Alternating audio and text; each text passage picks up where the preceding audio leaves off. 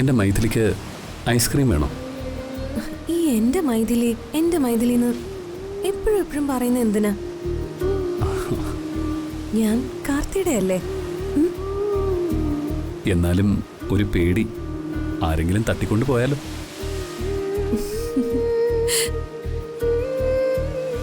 എന്നെ തട്ടിക്കൊണ്ടു പോവാനേ ഏത് രാവണൻ വന്നാലും അവിടെ എന്നെ രക്ഷപ്പെടുത്താൻ ഈ രാമനില്ലേ?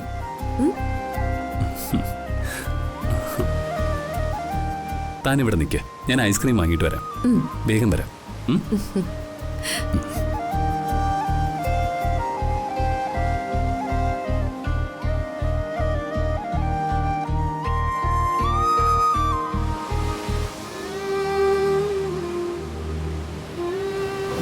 അവൾ ഒറ്റയ്ക്കാടാ, ഒന്ന് മുട്ടി വയ്ക്കാലോ.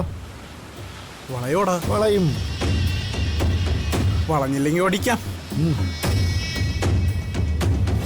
ആ പോയവൻ തിരിച്ചു വന്നാലോ? കൂടെ ഉണ്ടായിരുന്ന ആളത്ര വെടിപ്പല്ല. എന്തായാലും നമുക്കൊന്ന് മുട്ടാടാ. അവളെ കണ്ടിട്ട് വീഴുന്ന സൈസാ, മുട്ടി നോക്കാം. നോക്കാം.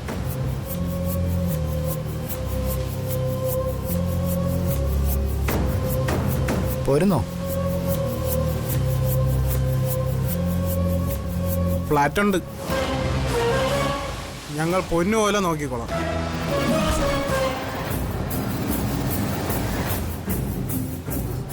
കാർത്തി, കാർത്തി, കാർത്തി!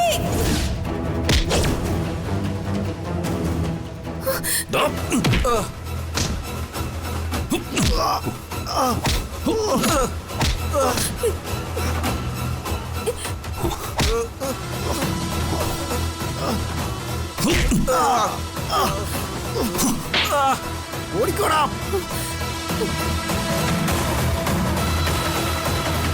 എന്റെ പെണ്ണിനോട് അവന്മാരുടെ കളി.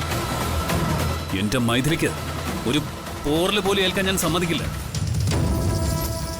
വാ.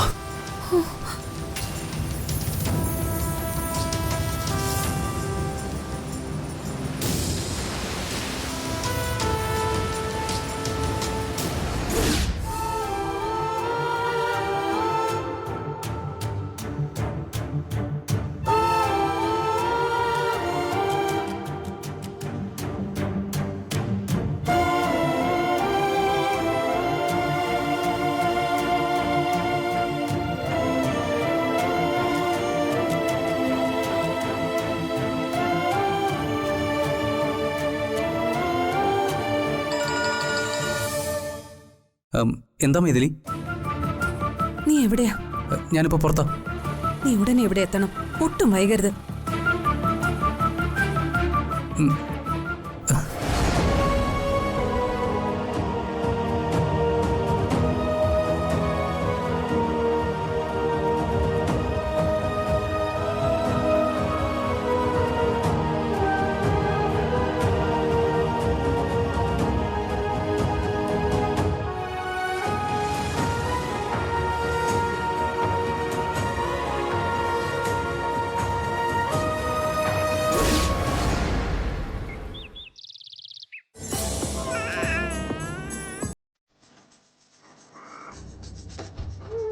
മീനാക്ഷി,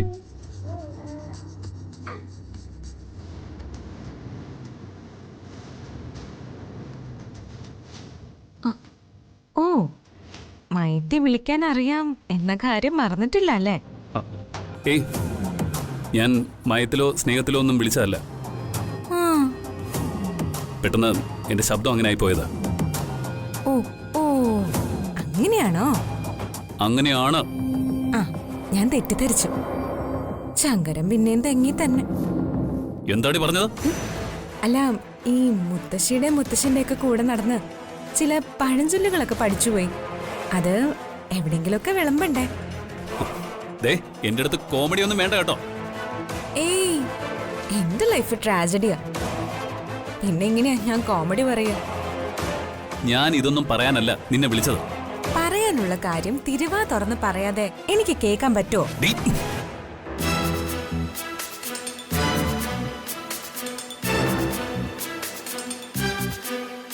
ഞങ്ങളുടെ DGP നിന്നെ കാണണമെന്ന് പറഞ്ഞ് വിളിപ്പിക്കും. അതെന്തിനാ?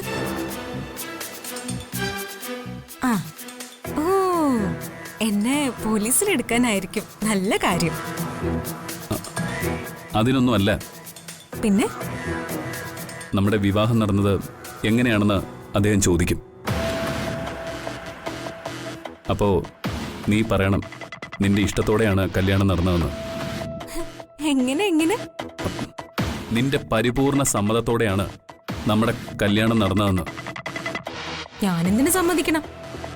എന്റെ ഇഷ്ടത്തോടെ അല്ലല്ലോ കല്യാണം നടന്നത്. മീനാക്ഷി, എന്റെ ഇഷ്ടമോ സമ്മതമോ ചോദിക്കാതെ പബ്ലിക്കിന്റെ മുൻപിൽ വെച്ച് ബലമായിട്ടല്ലേ നിങ്ങൾ എന്റെ കഴുത്തിൽ താലി കെട്ടിയത്?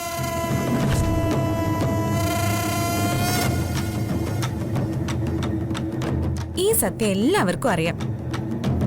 പിന്നെ ഞാനെന്തിനു ഇതൊക്കെ മറച്ചു വെക്കണം?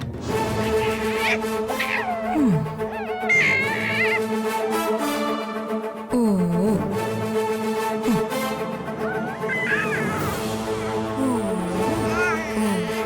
രാരാരോ പാരയായി, ഓ രാരാരോ ഓമന മകളെ, നിന്റെ ഫാദറിന്റെ പണി പോവാൻ നേരമായി.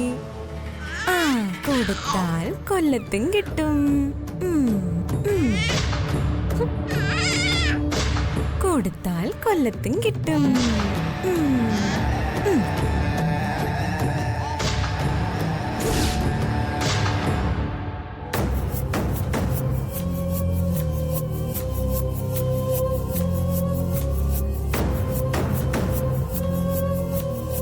ഒരു തരത്തിലും എനിക്കിവിടെ അഡ്ജസ്റ്റ് ചെയ്യാൻ പറ്റുന്നില്ല വൈശാഖ്. അത്രയ്ക്ക് വൃത്തികെട്ട സ്ഥലമായത്.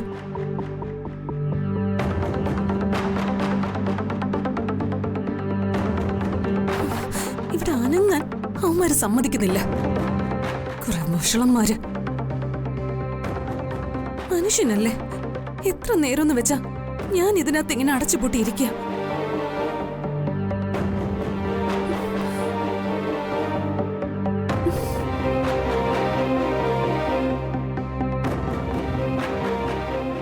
പുറത്തേക്ക് ഇറങ്ങിയ ഹെൽപ്പ് വേണോന്നും പറഞ്ഞ് എന്നെ അങ്ങോട്ട് വളയ്യ കൊതുകുകളെ പോലെ. ഒറിജിനൽ കൊതുക് വേറെ, ഇതേ മനുഷ്യ കൊതുകുകളാ. അവന്മാരൊക്കെ കണ്ണുകൊണ്ട് എന്നെ സ്കാൻ ചെയ്യും. Useless fellows.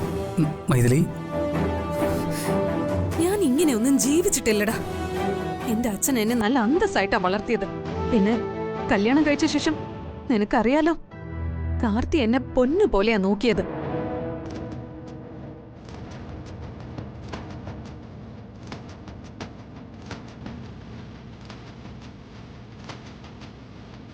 നീ എന്താടി ഇപ്പോഴും കാർത്തി ഓർത്തോണ്ടിരിക്കുവാണോ? അതല്ലടാ, സത്യം തന്നെയാ.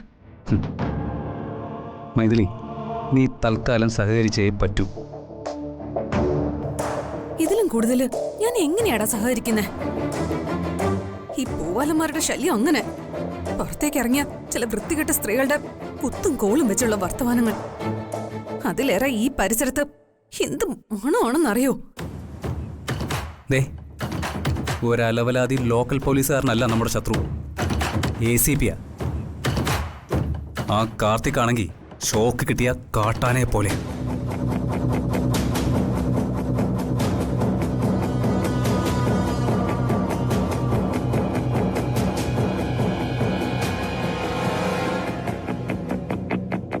നാടെമ്പാടും അവൻ പോലീസിനെ ഏർപ്പെടുത്തിയിട്ടുണ്ടാവും. തൽക്കാലം പോലീസിന്റെ കണ്ണ് വെട്ടിച്ച് സുരക്ഷിതമായി ജീവിക്കാൻ ഇതിനേക്കാൾ നല്ല സ്ഥലമില്ല. എടാ, നമുക്ക് വല്ല ഫ്ലാറ്റും വാടകയ്ക്ക് എടുത്ത് താമസം മാറാടാ. ഇടീ, ഫ്ലാറ്റും വില്ലയൊന്നും അങ്ങനെ കിട്ടില്ല. ഇനിയിപ്പോ കിട്ടിയാൽ തന്നെ പോലീസിൽ നിന്നും ഒളിച്ച് താമസിക്കാൻ പാടാ. നീ ജോലി തിരക്കി നടന്നിട്ട് കിട്ടണ്ടേ? വല്ല ഹോട്ടലിലും കയറി നിൽക്കാന്ന് വെച്ചാ അവിടെയും പോലീസ്.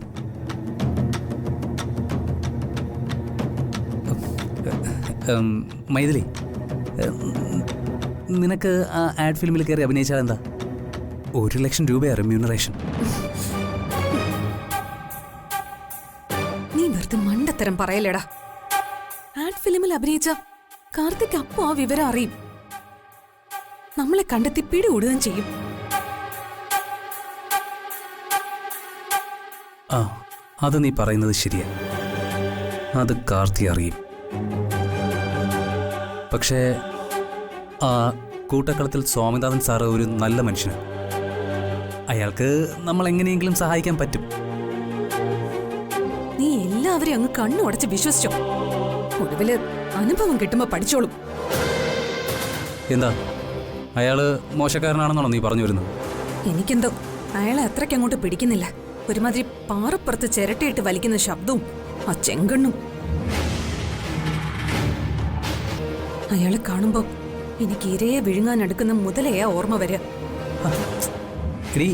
നീ എല്ലാവരും ഇങ്ങനെ തെറ്റിദ്ധരിച്ചാലോ? തെറ്റിദ്ധരിക്കുന്നതല്ല. പെണ്ണുങ്ങൾ ആണുങ്ങളെ അനലൈസ് ചെയ്യുന്നത് അവരുടെ വാക്കുകൾ കേട്ടിട്ടൊന്നുമല്ല, ആ കണ്ണുകൾ കണ്ടിട്ടാ.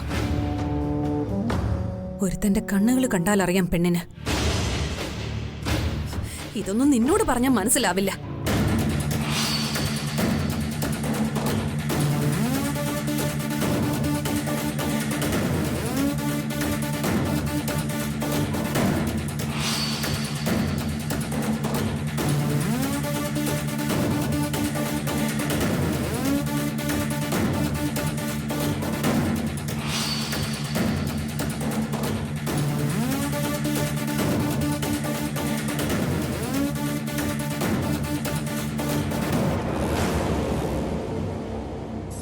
എടീ, നിന്റെ കരുത്തിലെ താലിമാലയോടെ നമുക്കേ അതുകൂടി അങ്ങ് വിറ്റേക്കാം.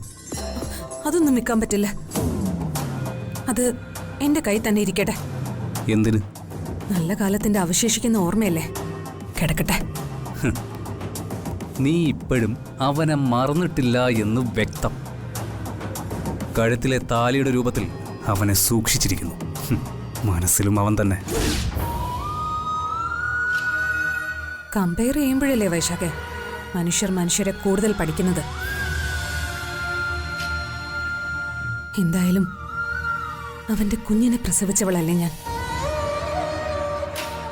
ഞാനൊന്ന് ഉറങ്ങിയിട്ട് ദിവസങ്ങൾ എത്രയായി നിനക്കറിയോ? എന്റെ കുഞ്ഞിന്റെ കരച്ചില ഏത് നേരവും എന്റെ ഉള്ളിൽ അലയ്ക്കുന്നത്.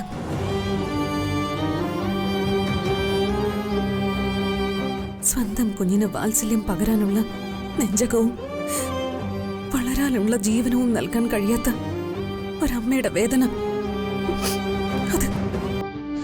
അത് അനുഭവിക്കുന്നവർക്ക് മനസ്സിലാവും.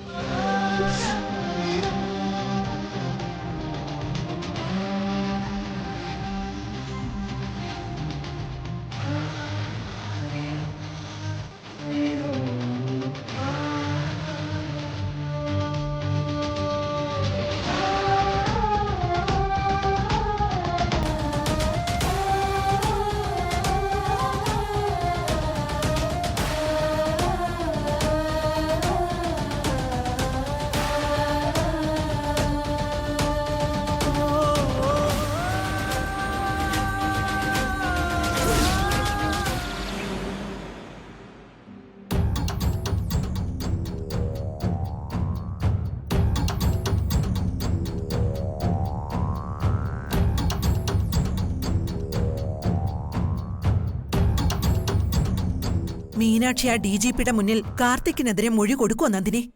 എനിക്കറിയില്ല അമ്മ. ഞാൻ മീനാക്ഷിയോട് ഇതേക്കുറിച്ച് ഒന്നും സംസാരിച്ചിട്ടില്ല. മീനാക്ഷി കൊച്ചു മൊഴി കൊടുക്കട്ടെ. അവനെതിരായി തന്നെ മൊഴി കൊടുക്കട്ടെ. അതാ എന്റെ അഭിപ്രായം. അങ്ങനെ അവള് മൊഴി കൊടുത്താലേ ഇവന്റെ ജോലി തെറിക്കും. ജോലി തെറിക്കാൻ മാത്രല്ല അമ്മ, ചിലപ്പോ ശിക്ഷയെ അനുഭവിക്കേണ്ടി വരും. അത് ഉറപ്പല്ലേ? ശിക്ഷ അനുഭവിക്കണം. അവൻ ശിക്ഷ അനുഭവിക്കണം. അത്രയ്ക്ക് ദുഷ്ടത്തരമല്ലേ അവൻ ആ കൊച്ചിനോട് കാണിക്കുന്നത്? ശിക്ഷയെന്ന് പറഞ്ഞാലേ അവൻ ജയിലിൽ പോയി കിടക്കേണ്ടി വരും. പോയി കിടക്കട്ടെ രാജലക്ഷ്മി. നിനക്കെന്താ സങ്കടമുണ്ടോ? എന്തിനാ അതിന് ഇത്ര സങ്കടം? പരോളി വന്നിട്ടുണ്ടെങ്കിലും നിന്റെ മൂത്ത മകനും ജയിലിലായിരുന്നില്ലേ?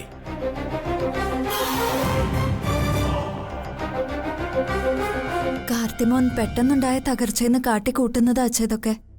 ഇത് മനുഷ്യ ജീവിതമാ മോളെ. വീഴ്ചകളും താഴ്ചകളും ഒക്കെ സ്വാഭാവികമാ. അത് തരണം ചെയ്ത് മനസ്സിനെ കൺട്രോൾ ചെയ്ത് മറ്റുള്ളവരുടെ സപ്പോർട്ടോടെ പിടിച്ചു നിൽക്കുക വേണ്ടത്. അല്ലാതെ ആ അവസരത്തിൽ തനിക്ക് പറ്റിയ തെറ്റുകൾ മറന്ന് മറ്റുള്ളവരെ ഉപദ്രവിക്കുകയല്ല വേണ്ടത്. ഇവൻ ചെയ്യുന്നൊക്കെ എന്താ? തെറ്റ് തെറ്റാണെന്ന് മനസ്സിലാക്കാതെ അതിൽ നിന്ന് രക്ഷപ്പെടാൻ വേണ്ടി എല്ലാ കുഴപ്പങ്ങളും മീനാക്ഷിയുടെ മേൽ കെട്ടിവെച്ച് രക്ഷപ്പെടുന്നു. തനിക്കും തന്റെ മകനുമല്ലാതെ മറ്റാർക്കും ഈ ലോകത്ത് ജീവിക്കാൻ അവകാശമില്ലെന്ന് വിശ്വസിക്കുന്ന അവന്റെ അമ്മക്കൂട്ട് ഇന്നലെകളെല്ലാം മറന്ന് അവൻ എന്തൊക്കെയാ ഇതിനകത്ത് കാട്ടിക്കൂട്ടുന്നത്? ഇഷ്ടദാനം എഴുതി കൊടുത്ത ഈ മുത്തശ്ശിയോടായിരുന്നു മറ്റൊരു കൽപ്പന, ഇറങ്ങിക്കോളാൻ. കാറ്റ് വിതച്ചതും അവൻ, അത് കൊടുങ്കാറ്റിലാക്കിയതും അവൻ തന്നെ. ഉപ്പ് തിന്നുന്നവരൊക്കെ വെള്ളം കുടിക്കണം. അനുഭവിച്ചവർക്കേ അപമാനത്തിന് നീറ്റലറിയൂ. ഒറ്റ വസ്ത്രം ധരിച്ച് അന്തഃപുരത്തിലിരുന്നൊരു പെണ്ണിനെ കൗരവസഭയിലേക്ക് വലിച്ചെറിഞ്ഞു ഒരു നരാധമൻ, ദുശാസനൻ. നാണം കെട്ടുപോയൊരു പെണ്ണിന്റെ ശാപവും പ്രതികാരവുമായിരുന്നു മഹാഭാരത യുദ്ധം. ഇവിടെ അപമാനിക്കപ്പെട്ടത് മീനാക്ഷിയാ. അവൾ പകരം വീട്ടട്ടെ. അത് കാണാനാ അവളുടെ മുത്തച്ഛനായ ഞാൻ കാത്തിരിക്കുന്നത്. എനിക്കത് കാണണം. കാരണം അവൻ അവളെ ആ സദസ്സിലേക്ക് വലിച്ചഴച്ചപ്പോ തകർന്നു പോയതാ എന്റെയും ഇവളുടെയും ഹൃദയം.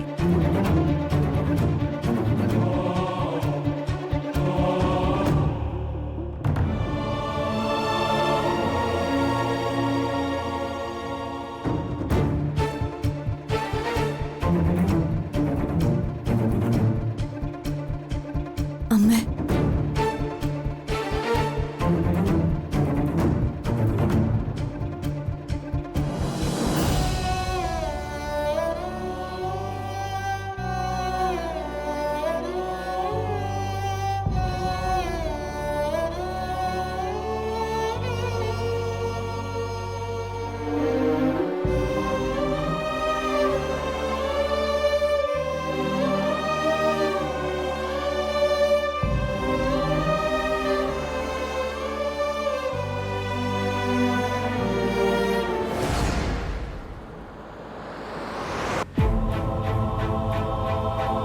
ഒരു പാവം പെൺകുട്ടിയെ അവളുടെ അനുവാദമില്ലാതെ പിടിച്ചു വലിച്ച് കല്യാണ മണ്ഡപത്തിൽ കയറ്റി ബലമായി നിങ്ങൾ അവളുടെ കഴുത്തിൽ താലി കെട്ടിയെന്നാണ് എനിക്കറിയാൻ കഴിഞ്ഞത്. ആ കുട്ടിയെ നിങ്ങൾ അപമാനിച്ചു എന്നാണ് കേസ്. സ്ത്രീപീഡനം. അവരുടെ അനുവാദത്തോടെ അല്ല നിങ്ങൾ അവളുടെ കഴുത്തിൽ താലി കെട്ടിയതെങ്കിൽ നിങ്ങളെ യൂണിഫോം എന്നേക്കുമായിട്ട് ഊരി വെക്കേണ്ടി വരും.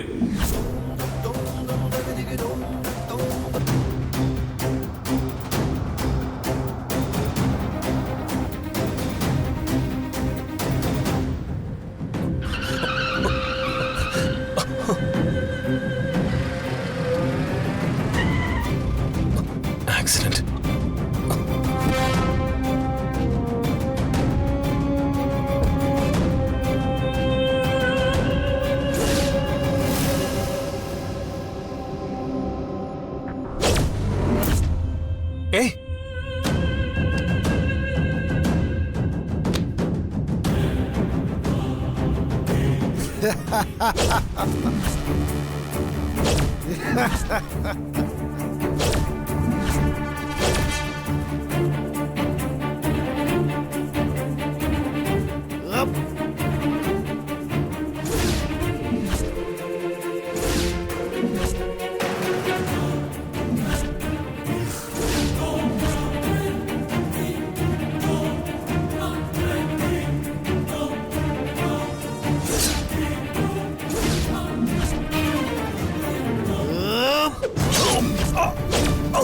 Oh!